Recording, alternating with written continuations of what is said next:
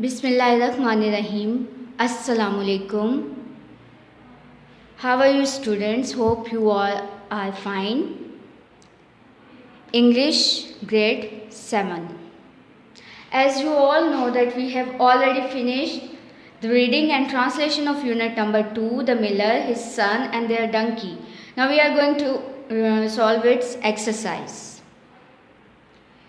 We have done it before as well. Now we will have a quick review of it so we can make our concepts more clear.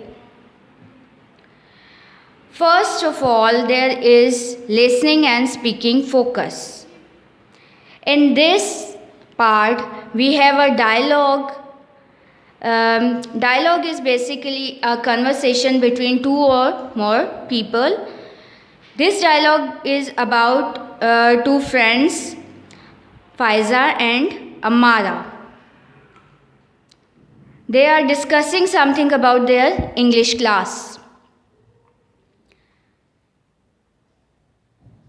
Faiza, Amara, did you like the story we read today in our classroom? Amara, well, that was an interesting story. The end was really surprising. I was not expecting a sorrowful ending. Faiza, but I didn't like the story. I didn't find it interesting at all. Amara, but why? Because I didn't like its characters. They were boring. Amara, okay, but they sound interesting to me. Faiza, let's go to the class. Lunch time is over. Amara, okay. अब इस सारे dialogue को पढ़ने के बाद हमें ये समझ आ गई कि ये डायलॉग दो फ्रेंड्स के दरमियान है जो कि अपनी इंग्लिश क्लास के बारे में डिस्कस कर रही हैं.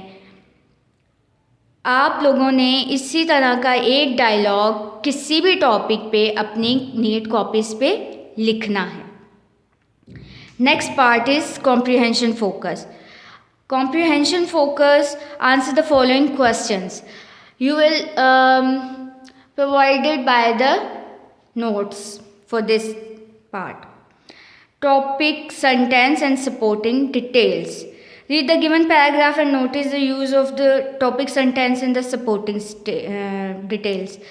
Topic sentence is basically the main idea of the paragraph.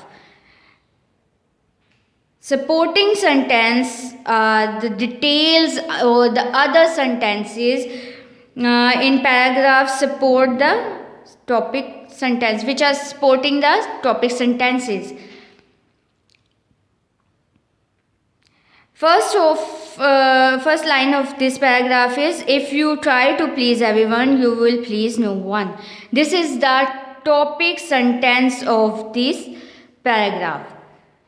It is hard to please everyone in every situation. Being polite and nice to everyone is good, but it doesn't work every time. Try to decide logically and rationally and then stick to your decision. Don't make illogical change in your decisions just to please others.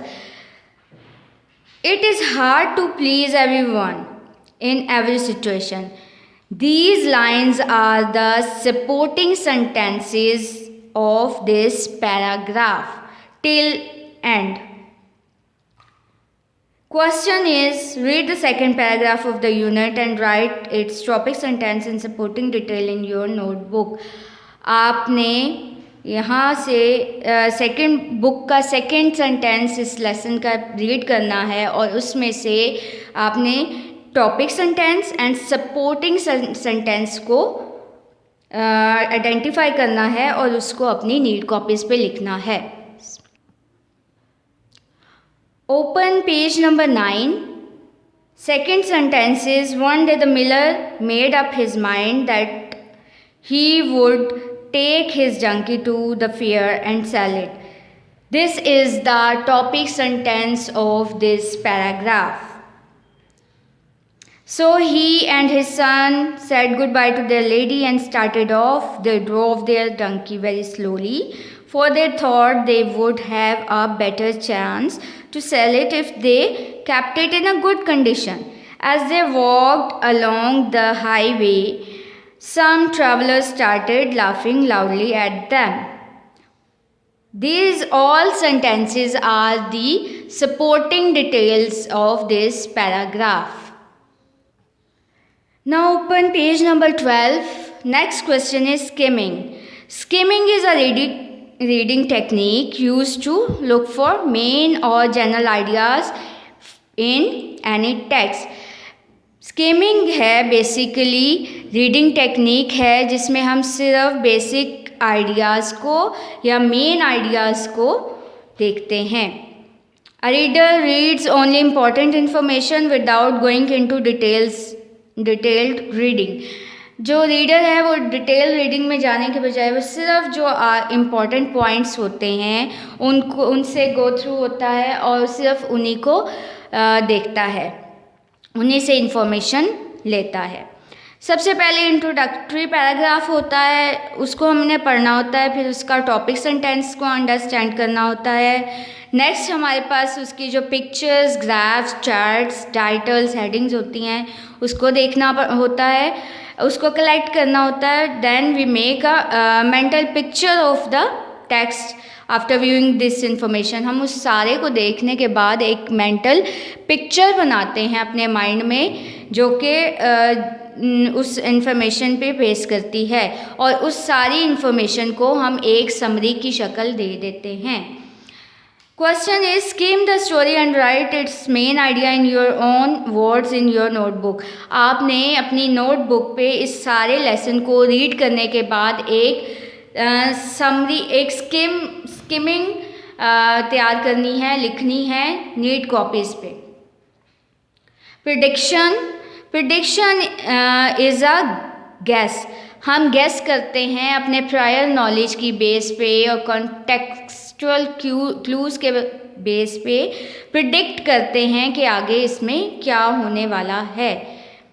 यहाँ पे एक paragraph दिया हुआ है. As they walked along the highway some travelers started laughing loudly at them. What foolishness it is to walk when they might as well ride, cried one. The most stupid of the three is not the one you would expect it to be. The miller did not like to be laughed at so.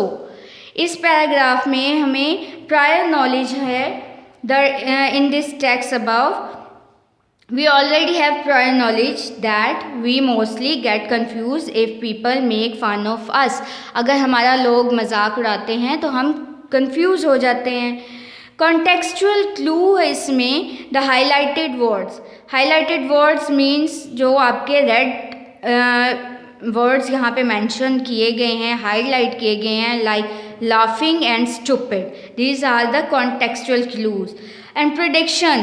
Based on our prior knowledge and the given contextual clues, we can predict that the miller will ask his son to climb up and ride.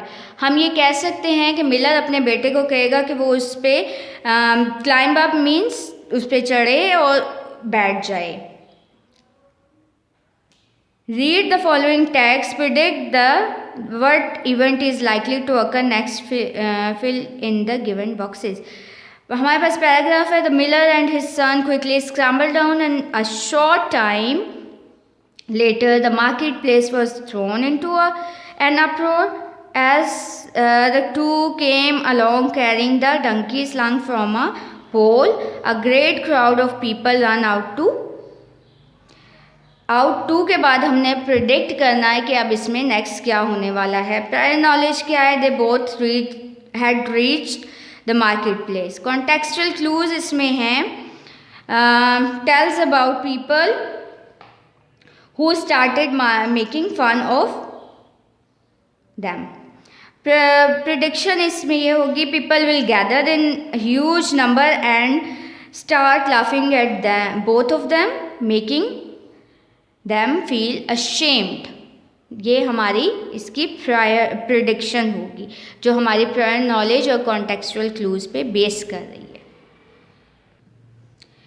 Next question is element of a fable. Fable as you know is an imaginary story of animals conveying a moral lesson. एक ऐसी imaginary story जो animal based होती है और उसमें एक moral lesson होता है, उसको फैबल बोलते हैं। एलिमेंट्स ऑफ अ फैबल, जिन एलिमेंट्स से, जिन अनासिर से, जिन चीज़ों से मिलके एक फैबल बनती है वो हैं characters, setting, plot, theme, conflict and resolution. Characters are the people and animals around. वो लोग या वो एनिमल्स जिन पे वो बेस कर रही है स्टोरी, वो हमारे करैक्टर्स होते हैं। Settings, it is where the action in the story takes place, जहाँ पे ये स्टोरी हो रही है उसको हम उसकी सेटिंग बोलते हैं। Plot is the theme of the story around which events are planned, वो थीम जिसके अराउंड, जिसके इर्द गिर्द इवेंट्स प्लान हो रहे हैं, इवेंट्स बन रहे हैं, उसको हम प्लॉट कहते हैं। और इसके 3 पार्ट्स होते हैं, beginning, middle and ending. Beginning means start, middle इसका दरमियान का हिस्सा और एंडिंग इसका इख्तिताम। Theme, the theme of the story of a story is underlying message the author wants to convey.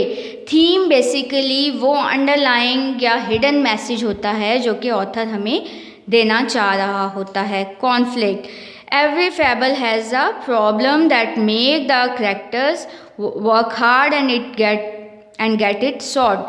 Conflict basically वो प्रॉब्लम होती है स्टोरी में जिस पे बेस करके स्टोरी में जो करैक्टर्स होते हैं वो हार्ड वर्क करते हैं और अपनी प्रॉब्लम को सॉल्व करने की कोशिश करते हैं। Resolution, resolution is the solution of the conflict. किसी भी प्रॉब्लम का एक सॉल्यूशन होता है और उस सॉल्यूशन में एक मॉरल लेसन होता है, उसको हम रेजोल्यूशन कहते हैं। ये सारे फैक्टर्स मिल के, ये सारे एलिमेंट्स मिल के एक कंप्लीट स्टोरी, एक फैबल बनाते हैं। Next is phonics focus, pronunciation keys, diphthongs and digraphs. The letters of the alphabets have different punctuation keys. These are the symbols of letters of the alphabet written in a dictionary. जब हम एक dictionary open करते हैं तो हमें different type के science and symbols मिलते हैं जो कि हर एक स्टोरी को, हर एक अल्फ़ाबेट को प्रोनाउंस करने में हमारी मदद करते हैं। उसकी एक साउंड देते हैं, हमें एक की देते हैं जिसकी वजह से हम उसको ईजीली प्रोनाउंस कर सकते हैं। When two vowels are combined together to make a sound, it is called a diphthong. Diphthong, जब हम दो वाउल को मिला के एक साउंड बनाते हैं उसको हम डायफ्थोंग कहते हैं। जैसे near, ear, clear, tear, bear, fear, ये दो वॉल साउंड्स को मिला के एक साउंड बनाई गई है और जिसको हम डायफ्थोंग कहेंगे। Next is digraph. Digraph basically दो सिंगल साउंड बना रहा होता है किसी भी दो अल्फ़ाबेट्स की, और A diphthong is a single sound represented by two letters. कोई से भी दो लेटर्स को मिला के एक साउंड बन रही होती है, जैसे च, चॉइस, चीज़, श, शर्ट, रश, शॉप, थ, थॉट, थिंक, बाथ। ये इस तरह से ये एक दो लेटर मिला के एक साउंड को कंप्लीट कर रहे हैं। Next is vocabulary focus. यहाँ पे हमें कुछ वर्ड्स दिए हुए हैं जो कि आपको ऑलरेडी मीनिंग्स और सेंटेंसेस के साथ करा दिए गए हैं। Merchant, wax, scramble, father, tumble. Next is use of a thesaurus. Observe the use of a thesaurus. A thesaurus lists words with similar meaning. एक लिस्ट होती है सिमिलर मीनिंग्स की और ऑपोजिट मीनिंग्स की, मीन्स सैनोनिम्स और antonyms की list होती है। उसको हम thesaurus कहते हैं, जिससे हमें पता चलता है कि एक वर्ड के कितने सिमिलर मीनिंग्स हैं यानी उसके हम मायनी अल्फाज कितने हैं और कितने उसके ऑपोजिट मीनिंग्स हैं, कितने उसके मुतज़ाद अल्फाज मौजूद हैं. Read the given sentences, underline and the difficult words in them, then rewrite the sentences replacing these words with their synonyms in your notebook. आपने इन सेंटेंसेस में से डिफ़िकल्ट वर्ड्स को अंडरलाइन करना है और उन्हीं वर्ड्स के सैनिनम्स मीन्स हम मायनी अल्फाज लिखने हैं, same meaning words, similar meaning words, आपने उसके उन वर्ड्स को रिप्लेस करना है उन वर्ड्स से. और इन सेंटेंसेस को आपने रीराइट भी करना है अपनी नीट कॉपीज़ पे. The miller and his son quickly scramble down. Scramble down means crawl, clamber. इसी तरह नेक्स्ट सेंटेंस है the miller felt a bit vexed because of criticism. Vexed means annoyed. Criticism means judgment, assessment, comment. The donkey began to kick and bray. Kick means break or drive and bray means yell. The donkey tumbled down into the river. Tumble down means go down or drop. A great crowd of people run out to get a closer look at the strange sight. Closer means near or adjacent. Next part is grammar focus. Change in noun number. Read the given singular and plural nouns. Singular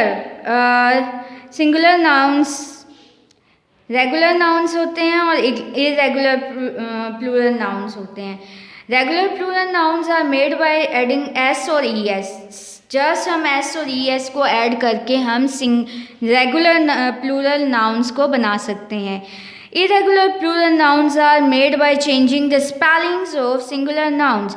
singular nouns के spellings को change करके हम कुछ irregular plural nouns को बना सकते हैं. कुछ ऐसे सिंगुलर नाउन्स होते हैं जिनको प्लूरल नाउन्स में चेंज करने के लिए उनमें कोई चेंजिंग की ज़रूरत नहीं पड़ती, उनको एज इट इज़ हम उसमें ऐड करते हैं. Rewrite the given sentences replacing the underline singular nouns with their plural forms in your notebook. अब आपने इन्हीं सेंटेंसेस को रीड करना है, इनमें से जो अंडरलाइन सिंगुलर वर्ड्स हैं उनको प्लूरल में चेंज करना है और आपने इन सेंटेंसेस को रीराइट करना है. The sheep is grazing in the lush field. Sheep ही रहेगा, शीप चेंज नहीं होगा, इसमें कोई भी किसी किस्म का भी चेंज हम नहीं करेंगे इसको प्लूरल में चेंज करने के लिए. The sheep are grazing in the lush field. I found an egg in the fridge. I found eggs in the fridge. There are many species of cats in the world. ये word ऐसे ही रहेगा. I saw a donkey running by the roadside. I saw donkeys running by the roadside. My mother sharpened her knife before cutting the meat. Knife जो है वो जहाँ पे F आएगा हम उसको IVES में चेंज कर देते हैं. Which drama serial do you like the most? Which drama serials do you like the most? Next part is helping verb. Helping verb help the main verb to describe an action. किसी भी action को describe करने के लिए main verb को help करता है. Helping verb उसकी मदद करता है. Read the given sentences and notice the use of helping verbs. They were helping us through out the day. They were helping us. Were is the helping verb and helping is the main verb. The students are completing their assignments. Students are is the helping verb and completing is the main verb. I had not met him. Had is the helping verb and met is the main verb. My uncle is taking us to the science museum. Is the helping verb and taking is the main verb. She will not play volleyball. Will is the helping verb and play is the main verb. Now use the given helping verbs in sentences of your own in your notebook. मैं आपको एक example इसकी बता देती हूँ, आपने इसको खुद से अपनी नीट कॉपीज पे सॉल्व करना है. Has, he has bought a new watch. Has is the helping word and bought is the main verb. इसी तरह आपने was, am, have, shall इनके सेंटेंसेस बनाने हैं, इनको as a helping verbs use करना है. possessive pronouns. Read the given sentences and notice the use of possessive pronouns. Possession is the ownership, malkiyat.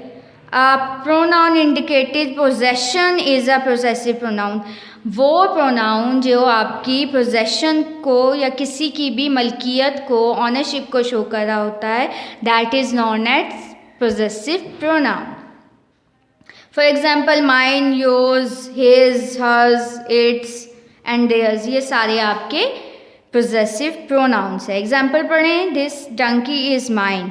Mine is the possessive pronoun, यानी ये यहाँ पे इस पोजेशन शो कर रहा है, मलकियत शो कर रहा है, इसलिए ये एक पोजेसिव प्रोनाउन है.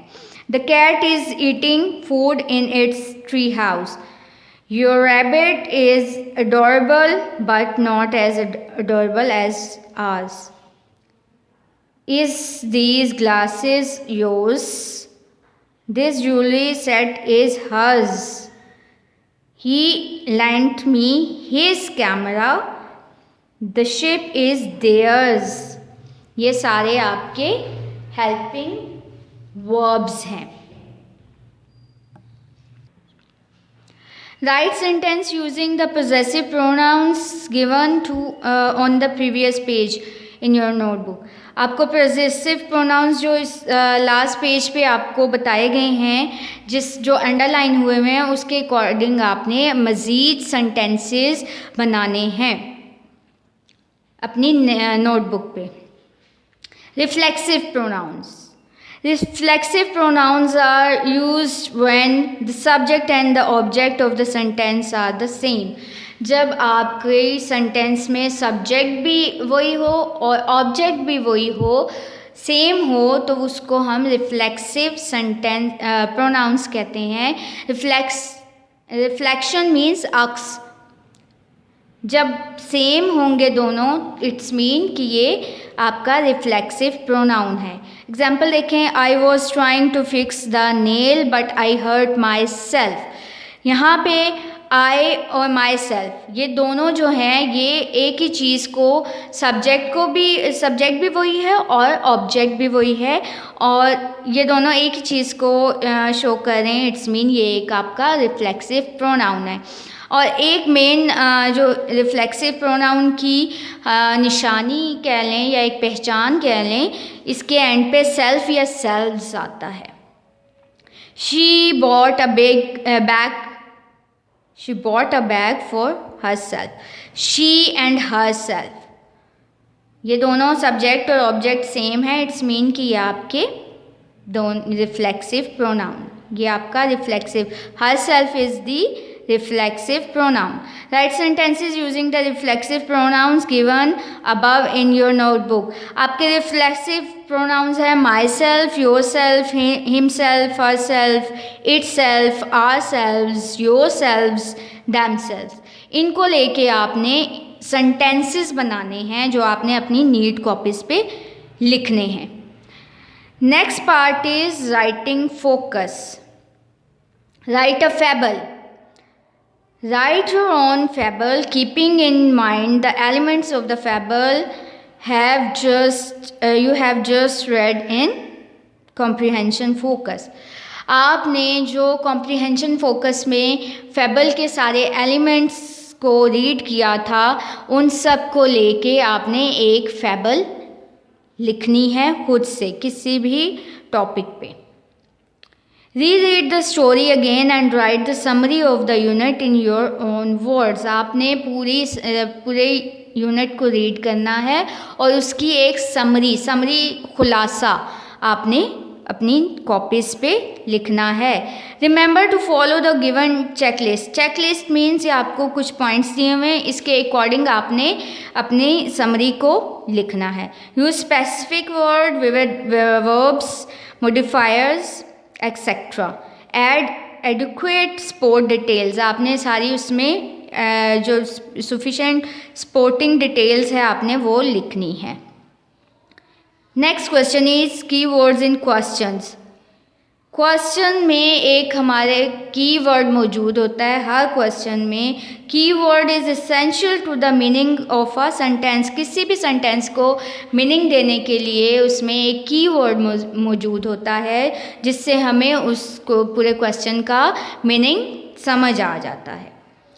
Read the given questions and notice the use of highlighted keywords.